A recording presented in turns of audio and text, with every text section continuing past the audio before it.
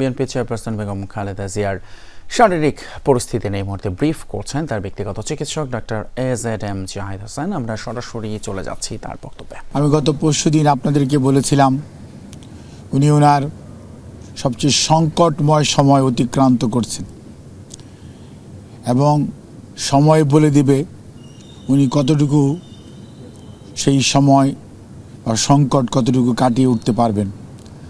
আজকে আপনারা লক্ষ্য করেছেন বাংলাদেশ জাতীয়তাবাদী দলের ভারপ্রাপ্ত চেয়ারম্যান জনাব তারেক রহমান, ওনার সহধর্মিণী ডক্টর জুবাইদা রহমান এবং মরহুম আরাফাত রহমান কোকর, সহধর্মিণী সৈয়দা শামিলা রহমান এবং দেশনেত্রী বেগম খালেদা জিয়ার ছোট ভাই, বড় বোন সহ সকল আত্মীয় স্বজন হসপিটালে এসেছিলেন। অনেকে এখন হসপিটালে অবস্থান করছেন।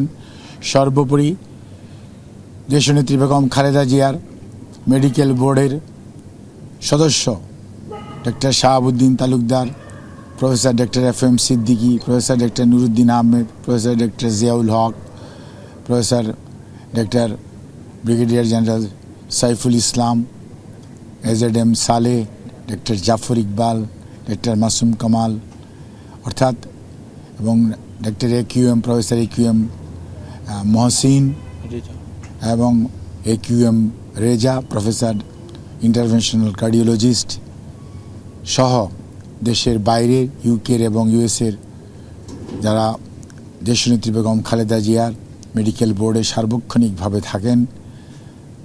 আমেরিকা থেকে ডক্টর মোহাম্মদ হাবিবুর রহমান এবং ডক্টর রফিকুদ্দিন আহমেদ এবং জন হ্যামিল্টন এবং হামিদ রউফ জন হপকিন্সের, ইউকের professor doctor Patrick Kennedy, professor doctor Jennifer Cross এবং প্রফেসর ডক্টর রিচার্ড এবং আমাদের ডক্টর শাকিল ফরিদ সহ ডক্টর খালেদ সহ আরও যে সকল চিকিৎসকরা সব সময় অংশগ্রহণ করেন, ওনারা সবাই এখন পর্যন্ত ওনার চিকিৎসার ব্যাপারে সার্বক্ষণিকভাবে ওনার চিকিৎসা তদারকি করছেন। সেজন্য অনেক সদস্য এই মুহূর্তেও হসপিটালে অবস্থান করছেন যারা বাংলাদেশে আছেন এবং দেশের বাইরের যারা আছেন তাদের মধ্যে সবাই অনলাইনে আছেন। ভার্চুয়ালি তাদের পরামর্শ নেওয়া হয়েছে। সকালবেলাও মেডিকেল বোর্ড হয়েছিল। কাজে এই অবস্থায় উনি অত্যন্ত একটি সংকটময় সময় অতিক্রম করছেন। কাজে এই অবস্থায় আমরা শুধু এটুকুই বলতে পারি দেশবাসীর কাছে ওনার পরিবারের পক্ষ থেকে ওনার জন্য দেশবাসী যেমন সব সময় দোয়া করেছে, আমরাও আবারও পরিবারের পক্ষ থেকে ওনার সুস্থতার জন্য দেশবাসীর কাছে ওনার পরিবারের পক্ষ থেকে মহান রাব্বুল আলামিনের কাছে দোয়া করার আহ্বান জানাচ্ছি।